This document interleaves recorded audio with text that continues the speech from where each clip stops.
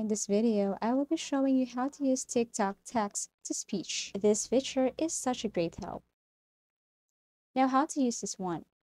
First, launch the TikTok application and then tap the plus button here to start recording a video. When you finish recording, kindly tap check and look for the text button at the bottom of the screen. Now, simply type what you want to say and press elsewhere on the screen to finish the text. For example, I am going to type, "What a view." Then after that, I can now click Done and then click Text to Speech. Here's an example. That's it. Now feel What a free to view! edit or cancel your words. But this time I want to edit this.